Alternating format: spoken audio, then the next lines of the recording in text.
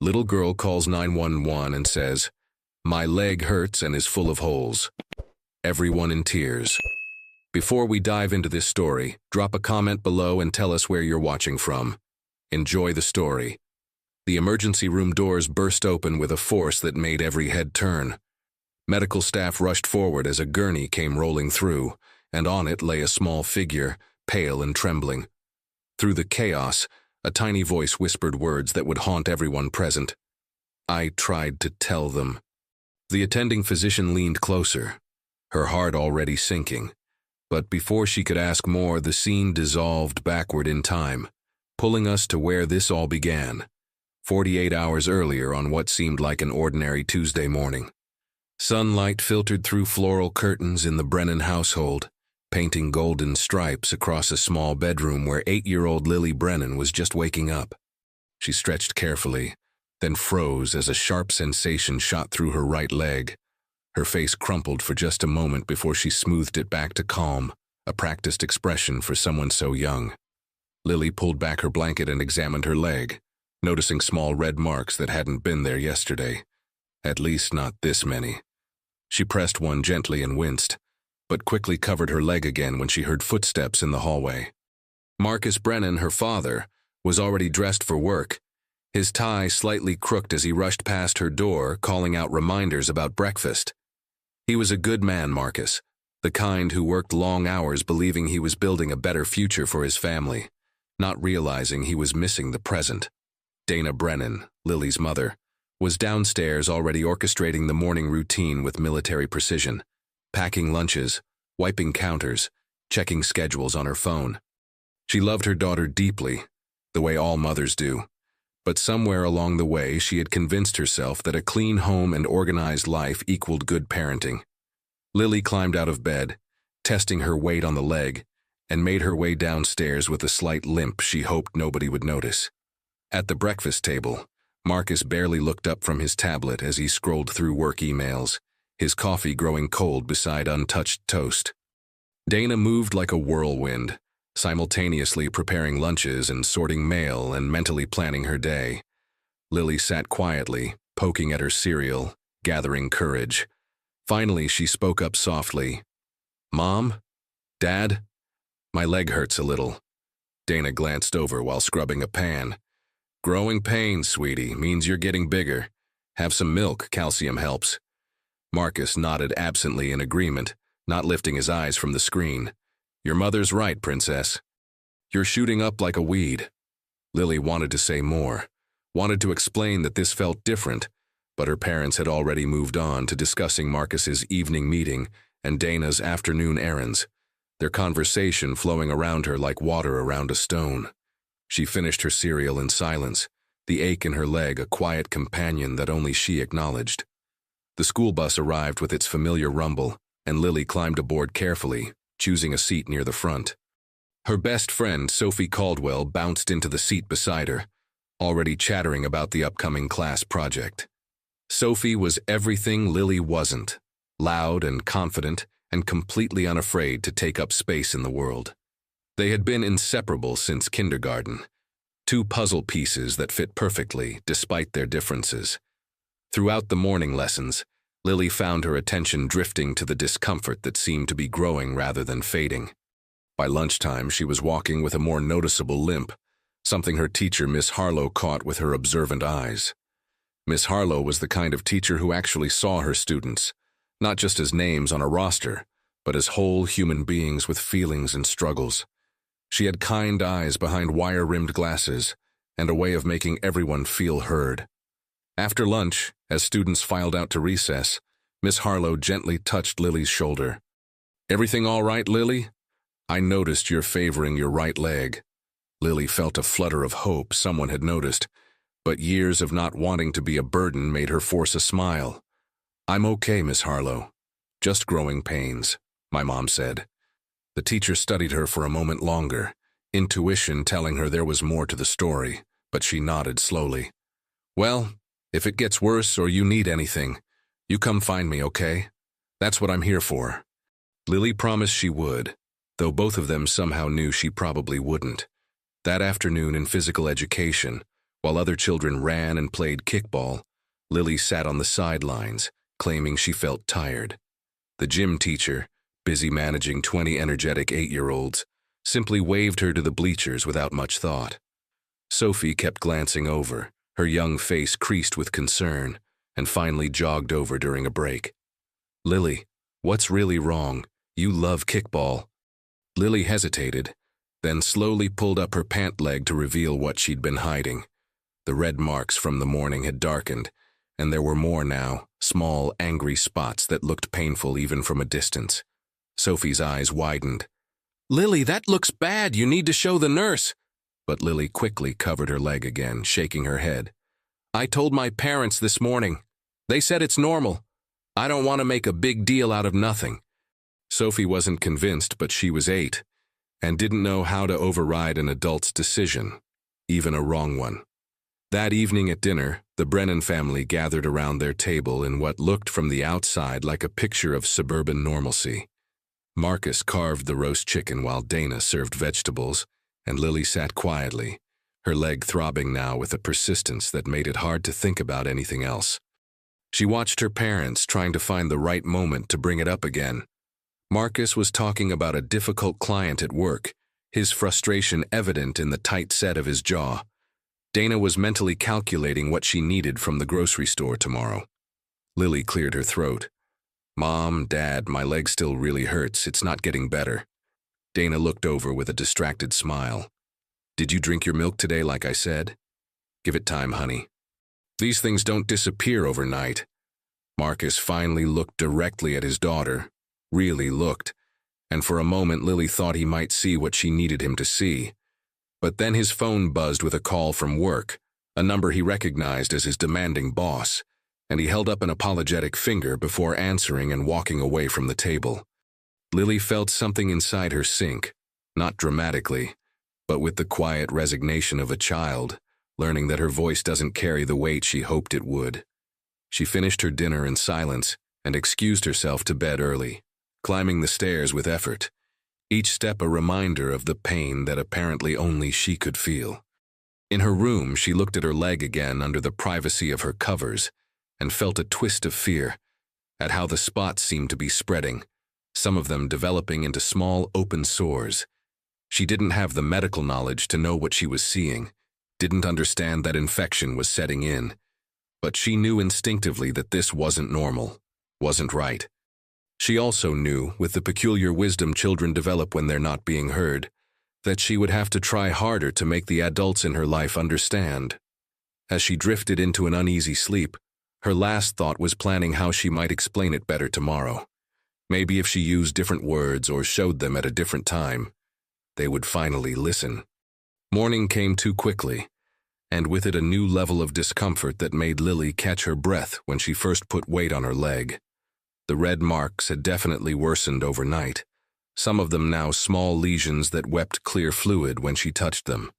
She felt slightly feverish too, though she didn't know to identify it as such, just knew she felt wrong in a way that was hard to explain. Getting dressed was a challenge, and she chose long pants despite the weather forecast promising warmth, desperate to hide what was happening. At breakfast, Marcus was already gone, having left before dawn for an early meeting, and Dana was on the phone with her sister, planning a visit while simultaneously wiping down counters.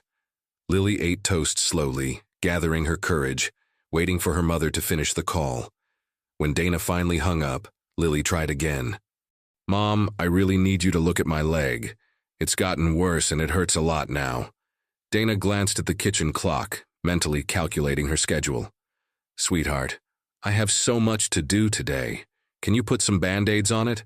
There's a box under the bathroom sink. We'll look at it properly this weekend if it's still bothering you, okay?"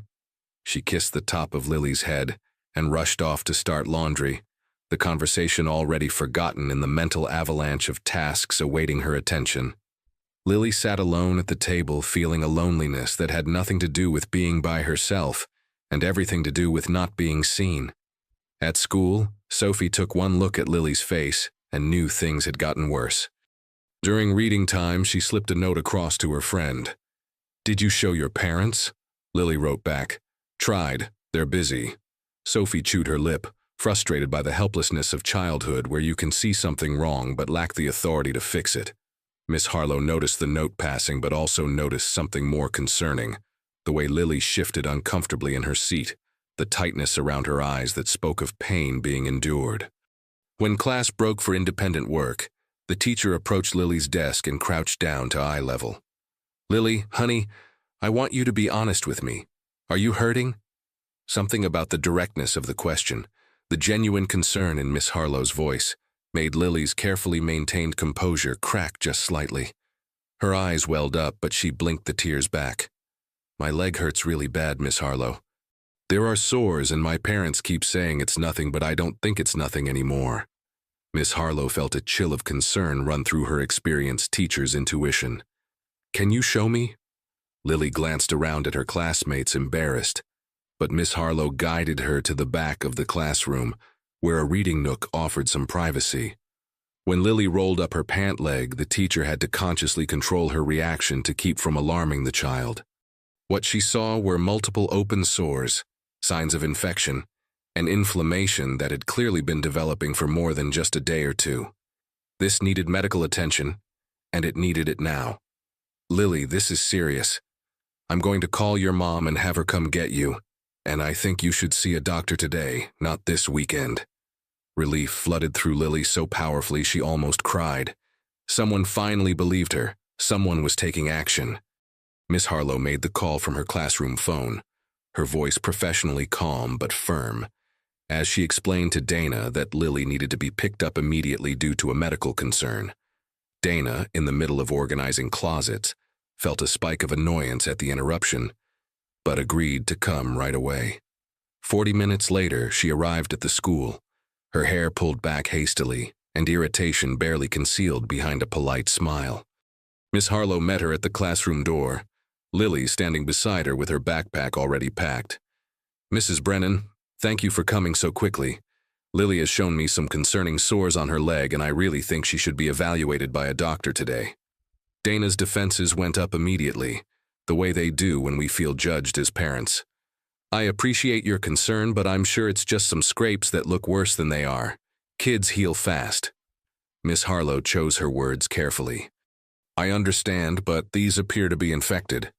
I've been teaching for 15 years, and I've learned to trust my instincts about these things."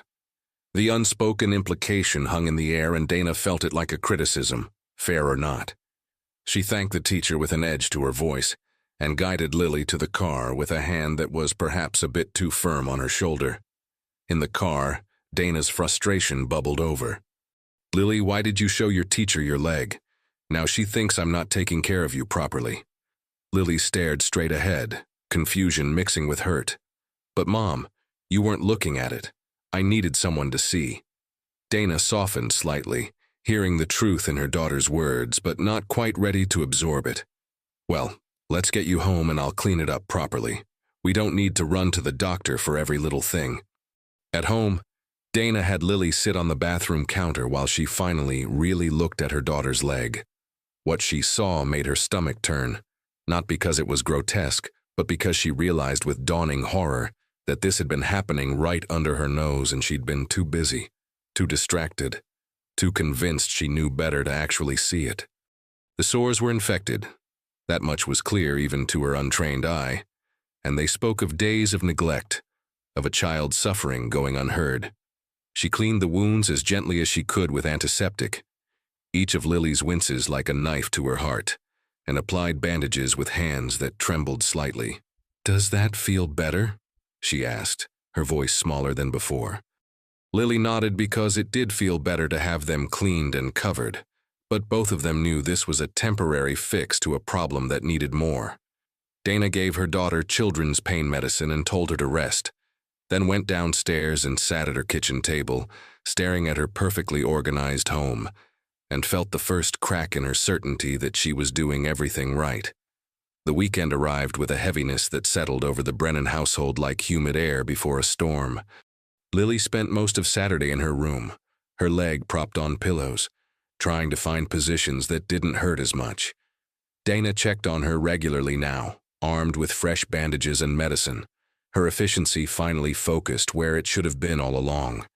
But underneath the caretaking was a tension, an unspoken acknowledgement that they had arrived at this point through failure, and nobody quite knew how to address it. Marcus was home finally, and when he came to sit on the edge of Lily's bed Saturday afternoon, his face carried a weight of its own. He'd been briefed by Dana on what had happened at school, on what the teacher had said, on what she'd found when she finally really looked. "Hey, Princess," he started, his voice soft. "I hear you've been having a rough time." Lily looked at her father, this man she loved who was somehow always just slightly out of reach, and felt a surge of hope that maybe now things would be different. "It hurts a lot, Daddy. I tried to tell you guys, but everyone was always so busy." Marcus felt those words land like physical blows. "I know, baby, I know you did. And I'm sorry we didn't listen better. I'm going to do better, okay? We both are." He meant it sincerely in that moment, felt the full weight of his parental failure, and genuinely intended to change. But intentions and actions are different countries, and the bridge between them is built of consistent effort, something Marcus didn't yet understand. He lacked the skills to construct. He kissed Lily's forehead and promised they'd take her to the doctor first thing Monday, if she wasn't significantly better by then. Lily wanted to ask why not today, why Monday was somehow acceptable when the pain was right now, but she'd learned that pushing too hard made adults defensive, so she simply nodded and said, "Thank you." Sunday brought a small gathering of family friends, something Dana had planned weeks ago and saw no reason to cancel. Lily stayed mostly upstairs, not feeling up to socializing, while adults mingled below with wine and laughter. At one point, Mrs. Eleanor Whitmore, their elderly neighbor who'd been invited out of courtesy, made her way upstairs with a plate of cookies and a gentle knock on Lily's door. Eleanor was 78 with silver hair and eyes that had seen enough of life to recognize suffering in its many forms. "I heard you weren't feeling well, dear," she said, settling into the chair beside Lily's bed, with the careful movements of someone whose own body had taught her about pain. "Thought you might like some company and some chocolate chips." Lily accepted a cookie gratefully, and found herself, in the non-judgmental presence of this kind stranger, telling the whole story.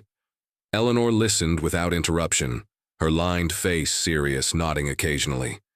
When Lily finished, the older woman was quiet for a moment before speaking.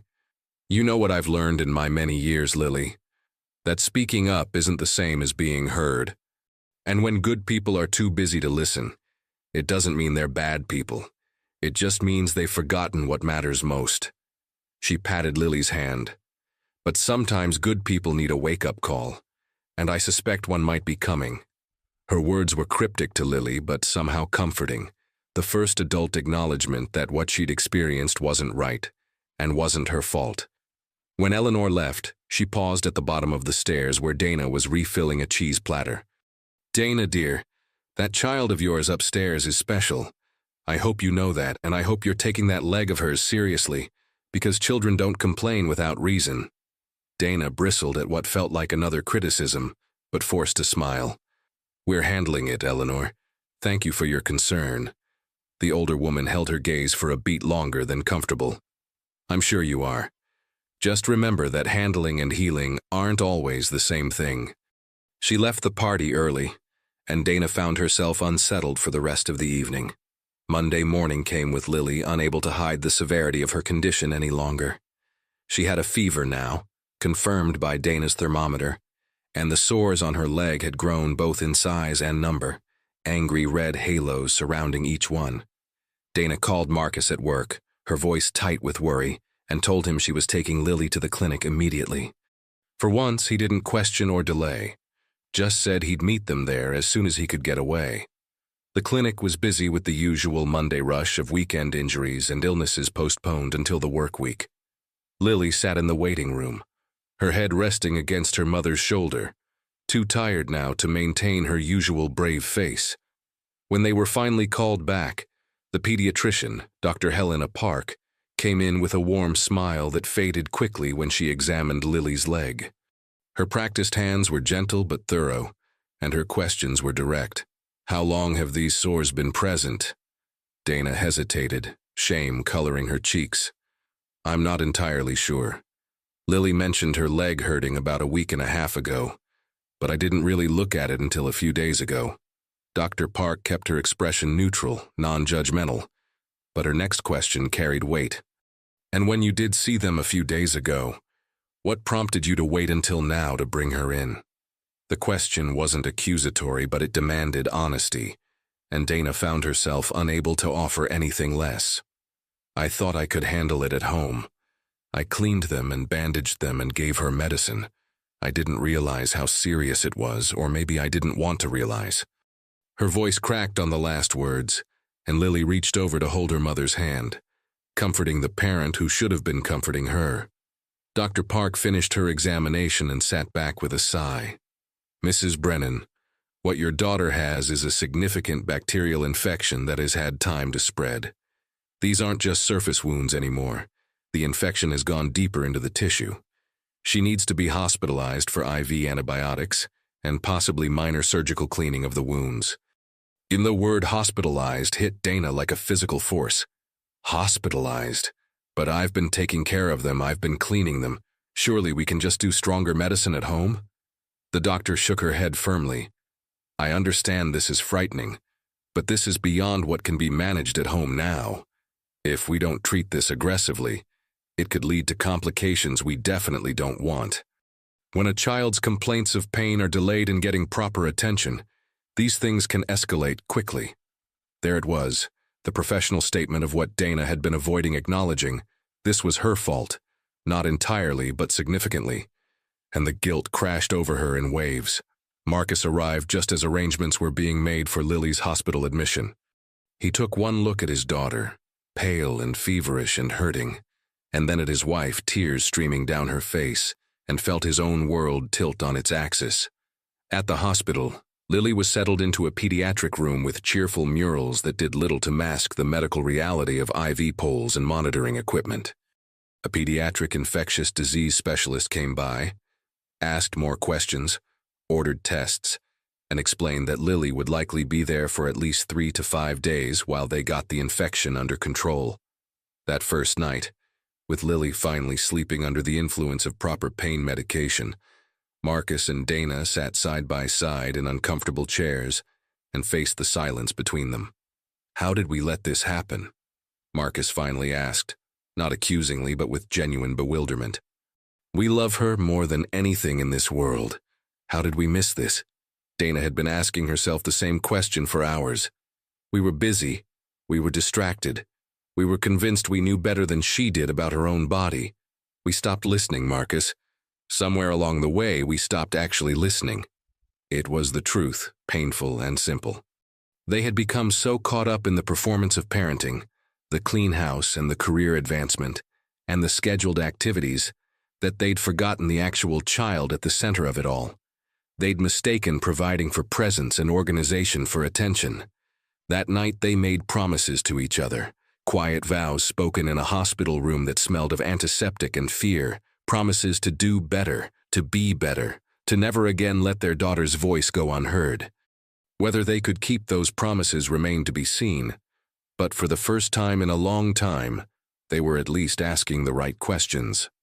The hospital became a strange classroom where Marcus and Dana learned lessons they should have known all along. They watched nurses who responded immediately when Lily pressed her call button, not with irritation at being interrupted, but with attentive concern for whatever she needed. They observed doctors who listened to every description of her symptoms, taking seriously her reports of where it hurt and how much, validating her experience rather than dismissing it. One nurse in particular, a young woman named Rachel who worked the night shift, seemed to have an instinct for when Lily needed company. She would sit on the edge of the hospital bed during quiet hours and ask Lily about school, about her friends, about what she liked to do, treating her not as a patient, but as a whole person who happened to be healing. Marcus, watching from the fold-out chair where he'd taken to sleeping, realized with shame that he couldn't remember the last time he'd simply sat with his daughter and asked about her world without dividing his attention with a phone or television. Dana noticed how the medical staff maintained a chart where they logged every detail Lily reported, every slight change in her condition, treating her observations as valuable data rather than childish complaints.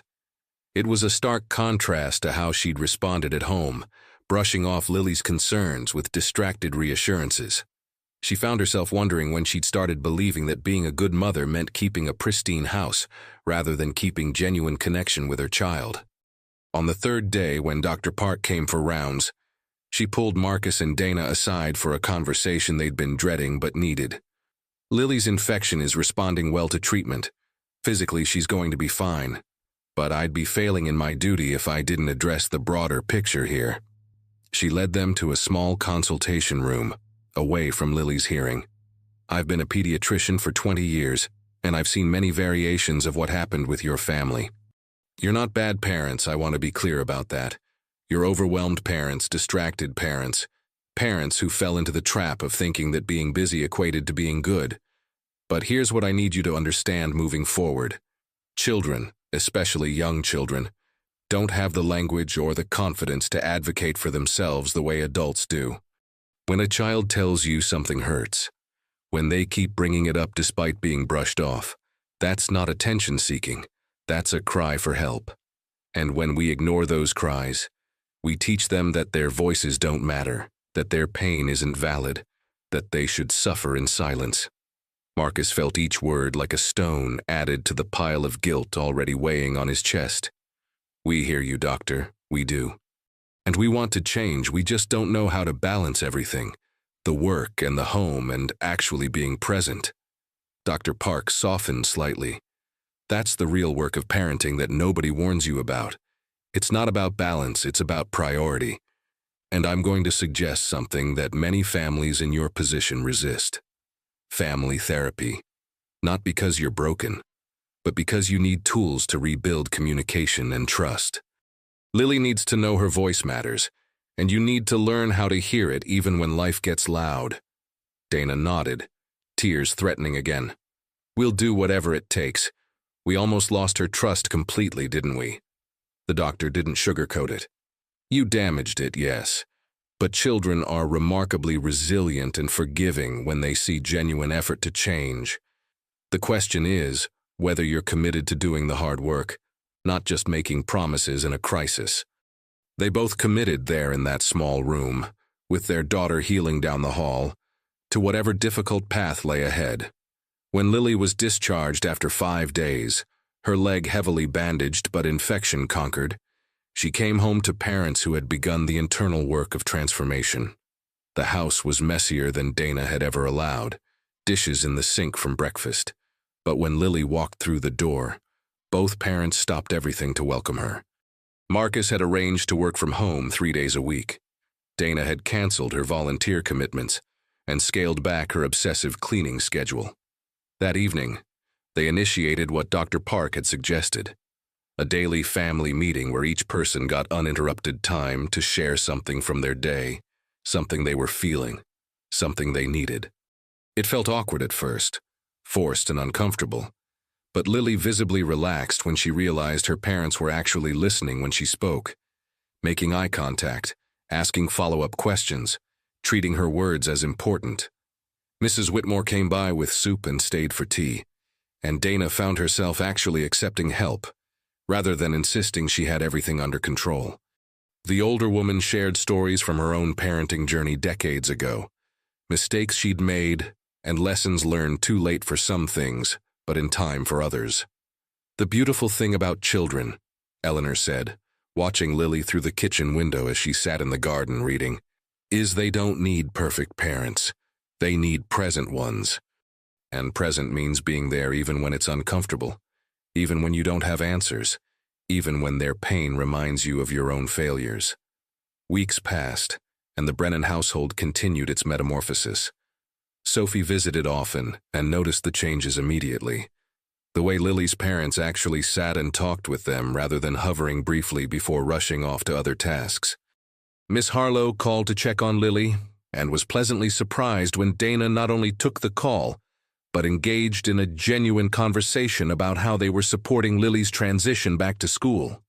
The teacher had seen enough families in crisis to recognize the difference between performative change for outside eyes and authentic transformation, and something in Dana's voice suggested the latter. Lily herself was healing, both physically and emotionally. The scars on her leg would fade with time, Dr. Park assured them, reduced to thin white lines that would eventually be barely noticeable. But the emotional scars of not being heard were also healing, slowly, through consistent demonstration that her parents had truly changed. The family started small traditions: Friday night game nights where phones were stacked in a basket by the door, weekend morning pancake making where Lily got to crack the eggs no matter how messy, evening walks around the neighborhood where they talked about anything and everything. But real change is never a straight line upward. It's a messy process of progress and setbacks. About 6 weeks after Lily came home from the hospital, Marcus had a particularly stressful week at work and fell back into old patterns, staying late 3 nights in a row and coming home too exhausted to do much beyond eating and sleeping. Lily noticed. Of course, children always notice. And Dana saw her daughter withdrawing slightly, testing whether this new version of family was permanent or just temporary crisis management. The pivotal moment came on Friday evening when Marcus walked through the door at 8, having missed another family dinner, and found Lily already in her pajamas heading to bed. "Hey, princess, sorry I'm late again," he said, loosening his tie with one hand while checking his phone with the other. Lily paused on the stairs, and Dana held her breath from the kitchen doorway, wondering which version of their family would show up in this moment. For several seconds, Lily didn't respond, and Marcus finally looked up from his phone, really looked at his daughter's face, and saw the disappointment she wasn't quite hiding. In the old days, he would have gotten defensive, justified his choices, reminded everyone that he was working hard for their benefit. But the weeks of therapy had taught him to pause, to ask questions before assuming. "Lily, are you upset with me?" Simple words, but they opened a door. Lily's lip quivered. "You promised you'd be home more. You promised things would be different, but this week felt like before." Marcus felt the weight of that observation, the truth of it. He could have made excuses. His boss was demanding. There was a deadline. He had no choice. All of it technically true, and yet none of it more important than the child standing on those stairs. He set down his briefcase and his phone and climbed the stairs to where Lily stood. "You're right. I did promise that, and this week I didn't keep that promise very well. I let work become more important than being here, and I'm sorry." Lily studied his face, this 8-year-old who'd been forced to become wise beyond her years. "Are you going to keep doing better? Or was that just for when I was really sick?" It was the question that cut to the heart of everything, asked with a child's direct honesty that demanded equal directness in response. Marcus sat on the step and pulled Lily to sit beside him. "I'm going to keep doing better, but I need you to understand something important. Sometimes I'm going to mess up. Sometimes I'm going to fall back into old habits because they're comfortable and change is hard. But the difference now is that I want you to tell me when that happens. I want you to remind me, even if it feels uncomfortable, because your voice matters more than my comfort. Can you do that?" Lily leaned against her father's shoulder, thinking, "I can do that, but you have to promise not to get mad when I do." Marcus kissed the top of her head. "I promise to try not to get defensive, and if I do, you can call me on that too. We're all learning here, kiddo." It wasn't a perfect resolution, but it was an honest one, and Dana, watching from below, felt something ease in her chest. This was what real change looked like, not the absence of mistakes, but the willingness to acknowledge them and course correct. That weekend, Marcus did something he'd never done before. He called his boss and stated clearly that he needed better work-life boundaries. He proposed a schedule that would allow him to be home by 6 most evenings, with occasional flexibility for genuine emergencies, but not just routine demands. To his surprise, his boss agreed more readily than expected, making Marcus realize that perhaps many of his late nights had been self-imposed rather than truly required. The following Monday brought an unexpected visitor to the Brennan home. A woman in professional attire with a kind but serious face introduced herself as Janet McKinley from Child and Family Services. Dana felt her heart drop into her stomach. The hospital had filed a report, as they were required to do in cases where medical neglect might be a factor, and now their family was under official scrutiny. Marcus rushed home from work when Dana called, and they sat with Janet at their kitchen table while Lily was at school, answering questions that felt invasive, but were necessary. Janet was thorough but not unkind, asking about their family dynamics, their work schedules, how they'd responded to Lily's initial complaints, what changes they'd made since. She requested permission to speak with Dr. Park, with Miss Harlow, with their family therapist. Over the following week, Janet conducted what she called a family assessment, visiting at different times, observing them together, speaking with Lily privately. It was one of the most stressful periods of their lives, knowing that someone had the power to determine whether they were fit to parent their own child. The day Janet scheduled her final meeting, Dana cleaned the house with an obsessive energy born of anxiety, before catching herself and deliberately leaving a few things undone, remembering that perfection wasn't the goal anymore. When Janet arrived, she had a folder of notes and a neutral expression that gave nothing away. They sat in the living room, and Lily was invited to join them, which seemed both promising and terrifying. Janet opened her folder but didn't immediately look at it, instead studying each of them in turn. "I've spent considerable time with your family over the past 2 weeks, and I've spoken with several professionals involved in Lily's care. I've also reviewed the medical records from her hospitalization and the circumstances that led to it." She paused, and Dana reached for Marcus's hand, both of them bracing for judgment. "What I've found is a family that made serious mistakes born of distraction and misplaced priorities, but not from malice or intentional harm. I've also found a family that has taken genuine steps toward change, not just superficial adjustments, but deep structural shifts in how they function."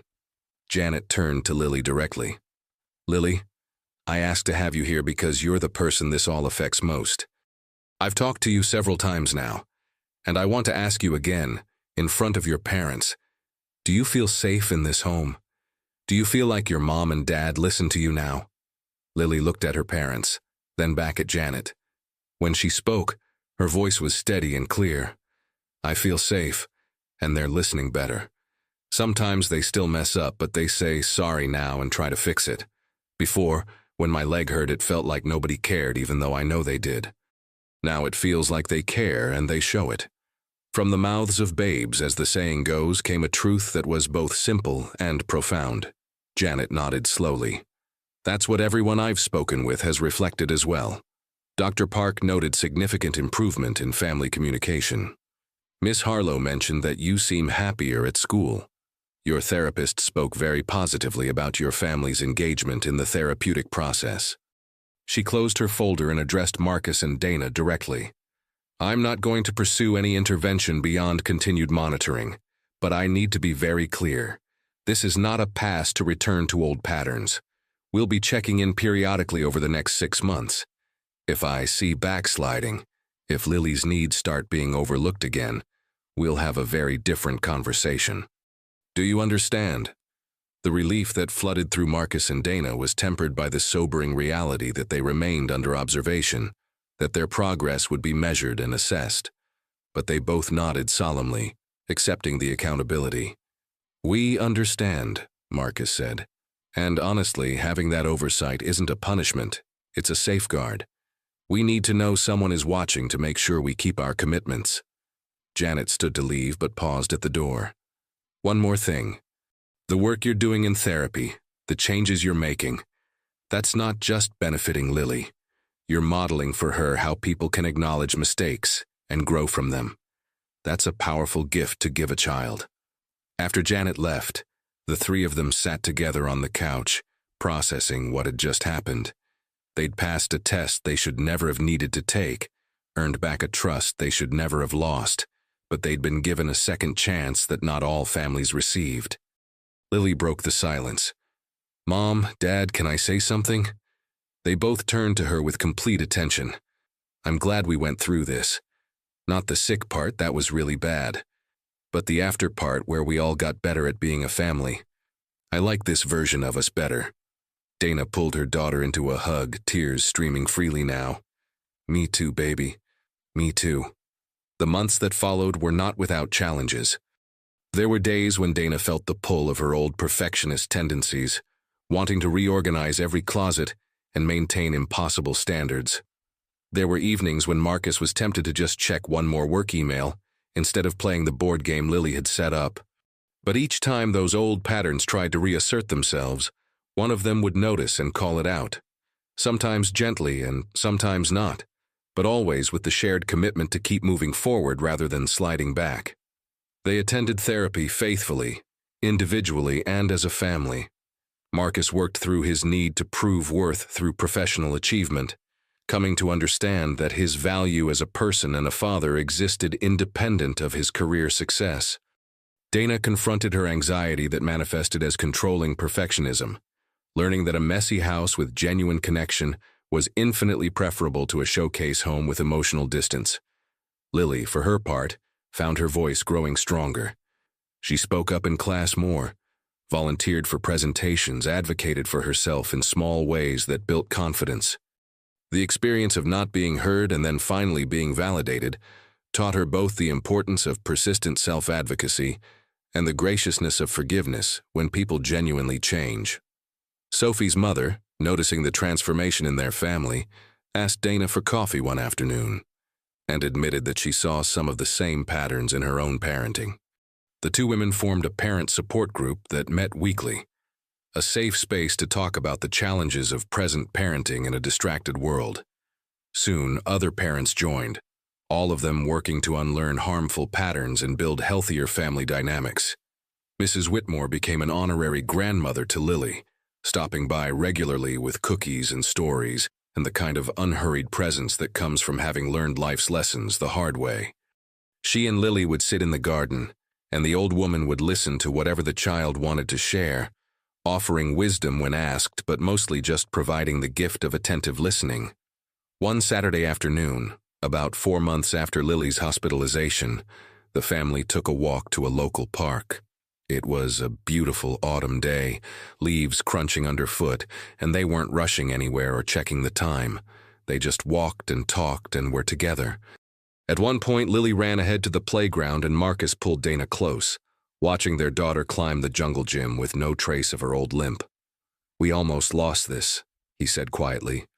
"Not just her physical health, but her. We almost lost our connection to her because we forgot what mattered." Dana leaned into him. "But we didn't. We caught it in time. Barely, but in time. And now we know better. We can do better." It was true, though they both understood that doing better required constant intentionality, that the default mode of busy distraction was always waiting to reclaim territory. But they'd built systems and habits and accountability to guard against that slide, and most importantly, they'd repositioned Lily as the center of their family universe rather than as one more item on an endless to-do list. The seasons changed, and with them came another milestone, Lily's 9th birthday. Dana and Marcus asked her how she wanted to celebrate, genuinely asking rather than planning around her, and Lily requested something simple, a small party with just Sophie and a few other close friends. Nothing elaborate or Instagram-worthy. Dana felt her old instincts rising, the urge to theme decorate and order custom cakes and create an event that would look impressive, but she breathed through it and honored her daughter's actual wishes instead. The party was held in their backyard with store-bought cake and simple games, and it was perfect precisely because it was what Lily wanted, rather than what Dana thought a birthday should be. At one point, Sophie pulled Lily aside near the garden and hugged her tightly. "I'm really glad you're okay," she said with the seriousness that occasionally surfaces in children's friendships. "I was so scared when you were in the hospital." Lily hugged her back. "Me too. But it got better. My family got better." That night, after guests had left and wrapping paper was cleared away, they sat together in the living room for their evening family sharing time. It was Lily's turn to speak first as the birthday girl. "I want to say something important," she began, and both parents gave her their complete attention. "I know I got really sick and that was scary, but I learned something. I learned that my voice is important and that I should keep using it even when it's hard. And I learned that you guys love me enough to change, which is pretty cool because adults don't usually change. She paused, gathering her thoughts with the careful consideration she'd become known for. So thank you for listening now. And thank you for saying sorry when you mess up. It makes me feel like I matter. Marcus felt his throat tighten with emotion. You've always mattered, Lily. Always. We just forgot how to show it for a while. But I promise you, for the rest of my life, I'm going to keep working to be the dad you deserve. Dana nodded in agreement. And I promise to keep asking what you need rather than assuming I know. You're the expert on your own life, sweetheart, and I'm just here to support you in living it. Lily smiled, a full, genuine smile that lit her whole face. Okay, good talk. Can we have birthday cake for breakfast tomorrow? They all laughed, and Dana surprised herself by saying yes because, in the grand scheme of things, cake for breakfast mattered so much less than the connection they'd built, and sometimes breaking small rules just for fun was part of being a family. As winter approached, Janet McKinley made her scheduled check-in visit. She spent an hour with the family, observing their interactions and speaking privately with Lily again. When she finished, she sat with Marcus and Dana one final time. I'm officially closing your case, she said, and the relief on their faces was palpable. You've done the work. More than that, you've maintained the changes long enough that they've become part of your family culture, rather than just crisis response. Lily is thriving, she's confident, she's clearly after Janet's final visit. The Brennan family felt a chapter closing and another opening.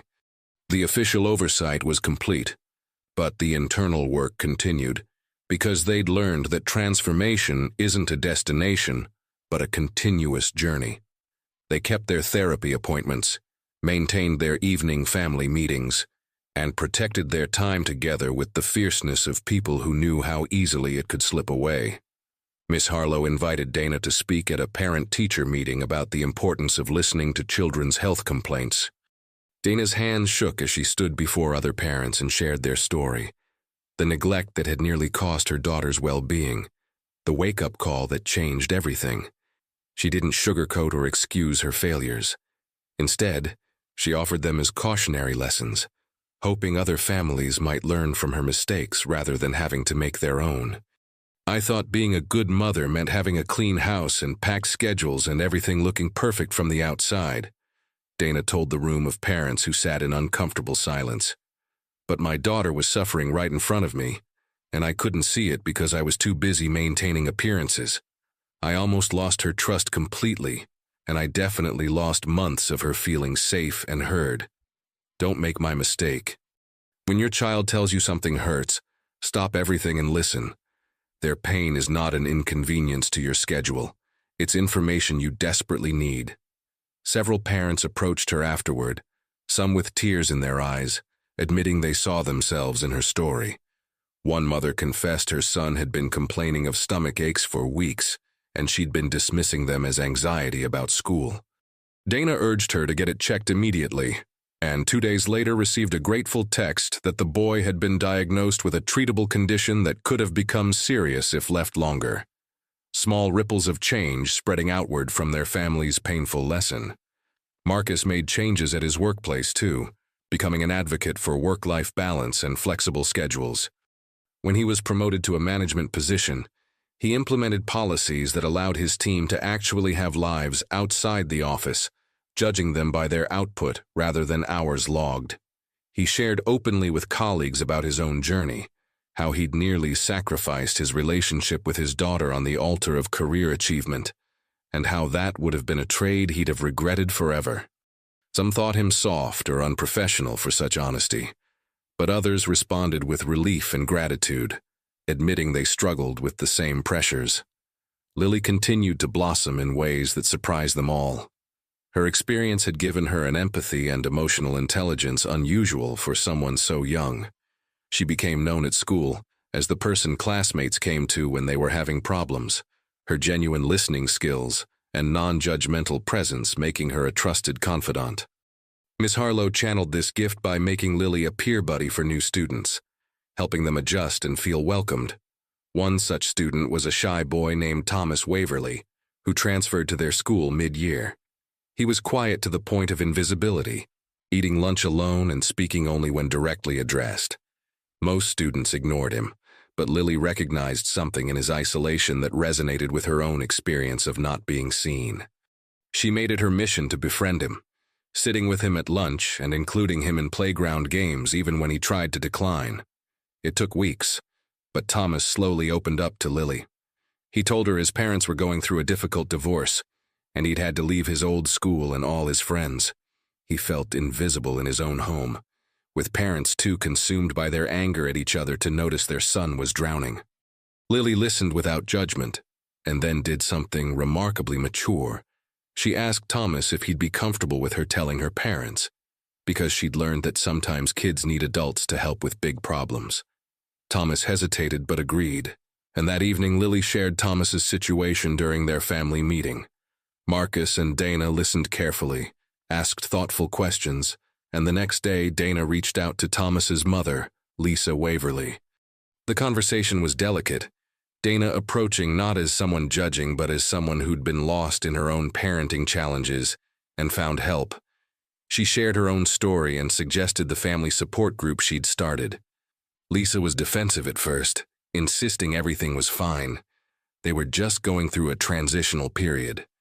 But something in Dana's honest vulnerability broke through the walls, and Lisa broke down crying on the phone, admitting she knew her son was suffering, but she felt helpless to fix it while her own life was falling apart. Dana invited her to coffee, no pressure, just support, and Lisa accepted.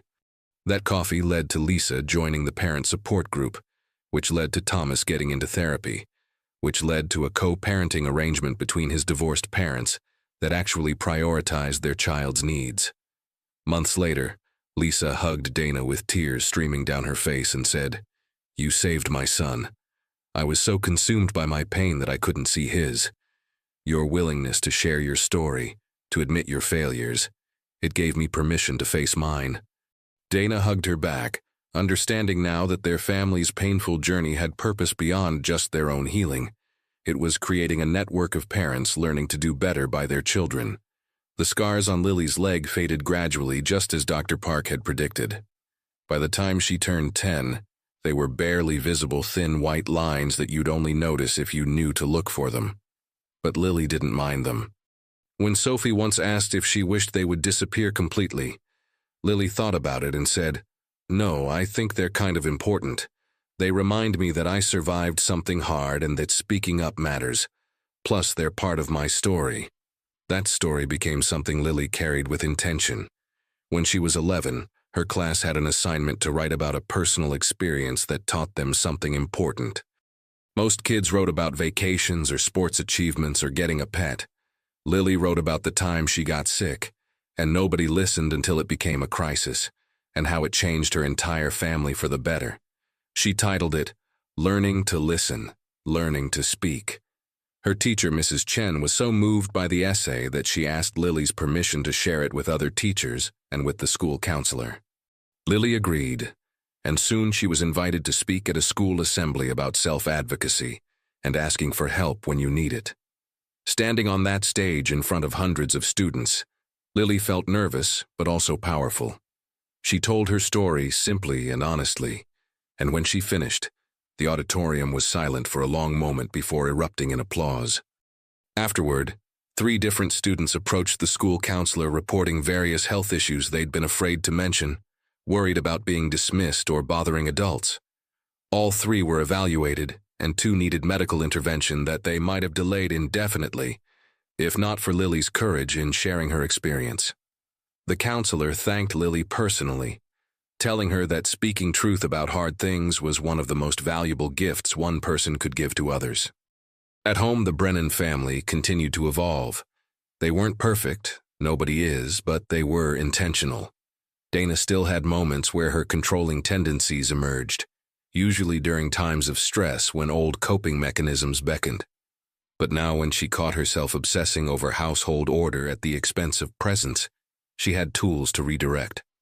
Sometimes Lily or Marcus would gently point it out, "Hey, you're spiral cleaning again. What's really bothering you?" And she'd stop, breathe, and address the actual underlying anxiety, rather than channeling it into compulsive organization. Marcus still faced pressure at work, still had bosses who wanted more hours and more sacrifice, but he'd drawn clear boundaries and held them firm even when it cost him certain opportunities. He'd been passed over for one major promotion because he refused to relocate the family on short notice, and while it stung professionally, he had no regrets. The evening he got that news, he came home and found Lily and Dana cooking dinner together, music playing, both of them laughing at some joke he'd missed. He stood in the doorway watching them, these two people he loved most in the world, and felt certain he'd made the right choice. Mrs. Whitmore remained a steady presence in their lives, her home becoming a second haven for Lily, where she could always find cookies, wisdom, and unhurried conversation. The elderly woman's health began declining as she approached her 83rd birthday, her movement slowing and her memory occasionally faltering, but her capacity for love and listening never wavered. When she was hospitalized briefly for a minor heart issue, the Brennan family rallied around her the way she'd supported them, bringing meals and companionship and sitting with her through recovery. "You've become the family I knew you could be," Eleanor told them one evening as they all crowded into her living room for tea and cards. "When I first met you years ago, I saw good people who'd lost their way. Now I see good people who found it again and are helping others do the same. That's legacy, my dears. That's what matters." Lily sat beside Eleanor on the couch, holding her weathered hand carefully. "You helped us, Mrs. Whitmore. You didn't judge my parents. You just reminded them what was important. I remember what you told me that day at the party, about how good people sometimes need wake-up calls. You were right." Eleanor squeezed Lily's hand gently. "Well, you were the real wake-up call, sweet girl. Your courage to keep speaking even when nobody was listening. Your capacity to forgive when they finally did. That's what saved your family. Never underestimate your own strength." As Lily entered middle school, she faced new challenges typical of adolescence: social pressures, academic demands, the complex navigation of friendships and identity. But she faced them with a foundation of knowing she was heard at home, that her feelings and experiences mattered to her parents, that she could come to them with problems rather than suffering in silence. That foundation made all the difference. The university campus was filled with students when Lily arrived for her first day of classes in the master's program in social work. She carried not only a backpack full of books, but years of lived experience that set her apart from other students. During the first family theory class, Professor Dr. Margaret Sullivan asked each student to share what motivated them to choose this field. When Lily's turn came, she took a deep breath and began. "When I was 8 years old, I almost lost trust in my parents because they were too busy to listen when I said I was in pain. That experience taught me that families don't fail from lack of love, but from lack of present attention. I'm here to learn how to help other families before they reach the breaking point that mine did." The room fell into absolute silence, and Lily saw several heads nodding in recognition, each person carrying their own stories of family pain, transformed into purpose. That evening, Lily called home as she did every Wednesday, a tradition they maintained religiously since she left for college. Dana answered on the second ring, setting aside the dinner she was preparing to give full attention to her daughter. "How was the first day, sweetheart? Tell me everything." Lily shared about the class, about how she had spoken publicly about her family experience, and Dana listened with that quality of attention that had become second nature over the years. "I'm so proud of you for transforming our collective pain into something that will help others," Dana said, her voice heavy with emotion. "You took the worst moment of our family and are turning it into medicine for other families. That's real courage, Lily." Marcus picked up the phone next, his familiar deep voice bringing immediate comfort. "Your mother's right, Princess, and I want you to know that not a day goes by without me being grateful for the second chance you gave us. Many children would have shut down completely after what they went through, but you chose to forgive and help us grow. That shaped not just our family, but literally hundreds of others through the work your mother and I do now." During her second semester, Lily was assigned to an internship at a family health clinic in a low-income neighborhood.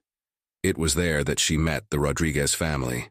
Maria Rodriguez, a single mother of 3 children, brought her 7-year-old daughter Isabella after the school reported that the girl had fainted during physical education.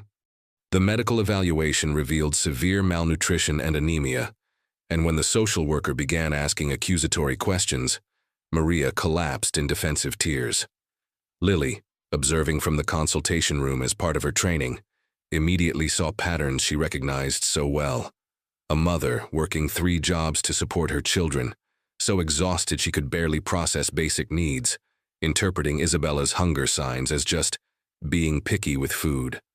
It wasn't malicious neglect.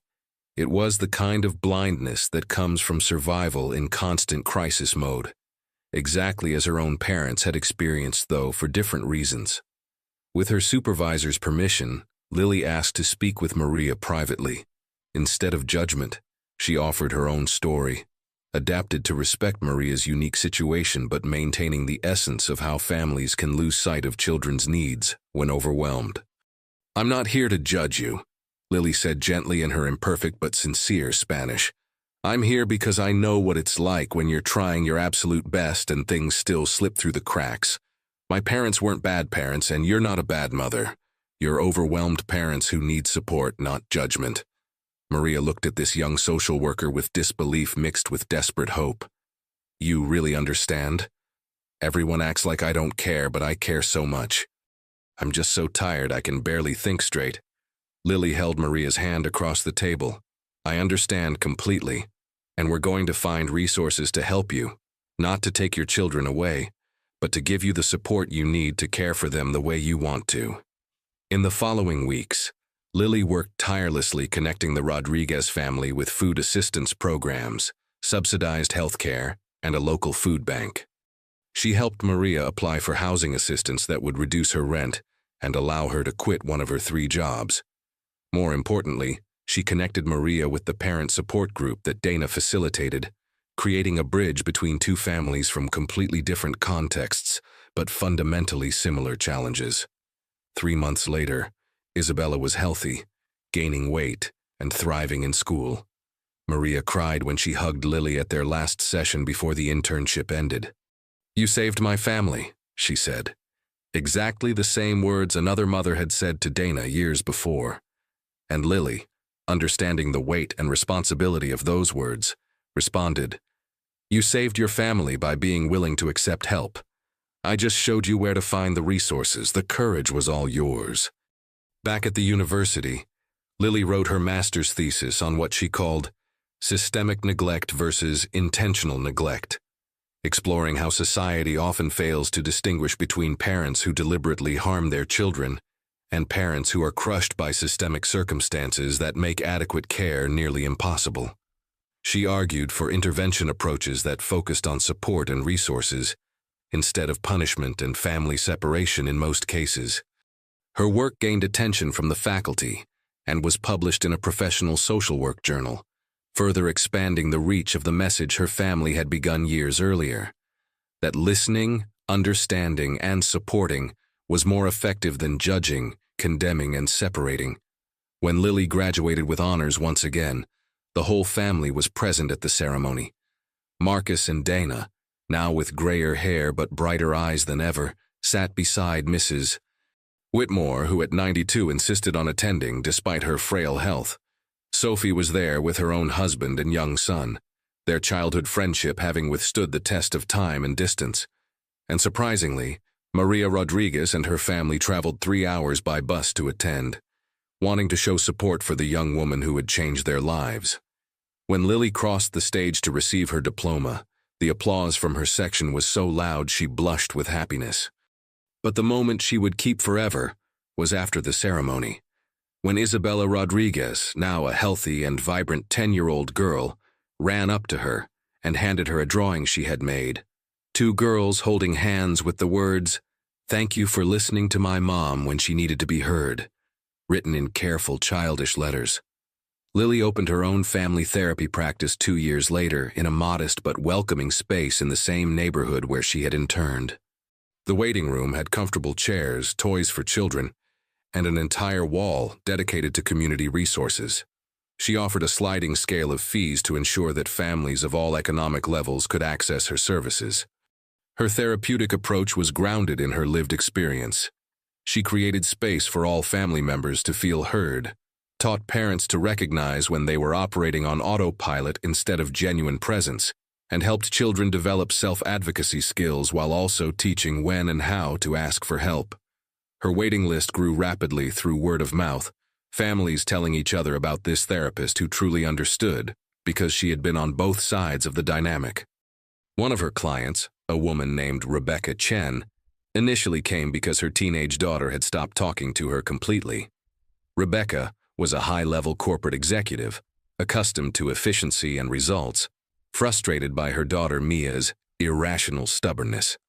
During the first sessions, Lily watched Rebecca try to control the narrative, logically explain why she was right and Mia was being difficult. But Lily, with the patience she had developed through her own years of not being heard, gently but firmly redirected. Rebecca, you're telling me your perspective, but you're not asking for Mia's.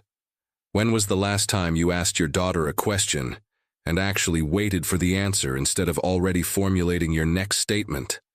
The question hit Rebecca like a punch, and for the first time she truly stopped and looked at Mia, this near stranger who lived in her house. I don't know, Rebecca admitted, her voice breaking. I honestly can't remember. The following months were difficult for the Chen family, filled with emotional sessions where years of accumulated resentment finally had space to be expressed. Mia revealed feeling invisible for years, her achievements only acknowledged if they met her mother's standards, her feelings dismissed as dramatic or inconvenient. Rebecca, in turn, had to confront how her own rigid childhood had shaped her approach to parenting, how she had confused control with care and material success with emotional security. Lily guided both through the process with empathy but also honesty, never allowing either to take refuge in defensive patterns. And gradually, painfully, beautifully, Rebecca and Mia began to reconnect. The turning point came in a session when Rebecca finally managed to say, Mia, I'm sorry for not hearing you. I was so busy trying to give you what I thought you needed that I didn't stop to ask what you really wanted. Can you forgive me and teach me how to do better? And Mia, with tears running down her face, responded, I just want a mother who sees me, not a project manager trying to optimize me. It was raw and real and the beginning of genuine healing. At night, Lily often reflected on the journey that brought her here, from the infected wounds on her legs to the therapy offices where she now helped heal family wounds of other kinds. She thought about her parents, how they had transformed their own failure into passionate advocacy for other families. She thought about Mrs. Whitmore, who had recently passed away peacefully in her sleep at 93, but whose wisdom and kindness continued to live through all those she had touched. She thought about each family she had helped, each child who had learned that their voice mattered, each parent who had discovered it was never too late to change. And she knew, with deep certainty, that her own pain years ago had not been in vain. It had been the fertilizer from which something beautiful and necessary grew, a passion for ensuring that other children were heard before they reached crisis point, that other families found their way back to connection before damage became irreparable. On the 10th anniversary of that fateful day when she had been hospitalized, Lily organized a community event called Voices That Matter, dedicated to raising awareness about the importance of taking children's health complaints seriously and the need for present parenting in an era of constant distraction. Marcus and Dana spoke, sharing their journey with vulnerability that still made the audience cry. Several of their therapy clients participated in a panel about experiences of not being heard and how it shaped their lives. Medical professionals discussed how to improve pediatric patient advocacy, and Lily closed the event with a speech that captured the essence of everything she had learned. Our voices are the most powerful tools we have to change the world, but they only work if someone is listening. So this is my call to action. For children, never stop speaking your truth even when you feel ignored. For parents, create sacred space where your children know they will be heard without judgment. For professionals, believe children when they report their symptoms and experiences. And for all of us, Let's remember that genuinely listening is an act of love that can literally save lives. I know because my life was saved not just by doctors who cured my infection, but by parents who finally learned to listen, and by a community that supported me when I found my voice. Let's create a world where no child needs to scream to be heard, where whispers are enough because adults are truly paying attention. The event was covered by local media and generated conversations throughout the city, planting seeds of change that would continue growing in the years to come. The Brennan family's story didn't end with a perfect fairy tale ending, because real families don't work that way. They continued having challenges, disagreements, and moments of failing each other. But the fundamental difference was that now they had the tools and commitment to work through those moments, instead of allowing them to create permanent distance. They had learned that love without attention is just a pretty word, that parenting requires continuous presence, not impossible perfection, and that scars, both physical and emotional, can become sources of strength when integrated with wisdom and shared with purpose. And so they continued, not as a perfect family, but as a real family, flawed and beautiful, broken and healed, forever changed by the little girl who refused to stop speaking, and by the parents who finally, crucially, learned to listen.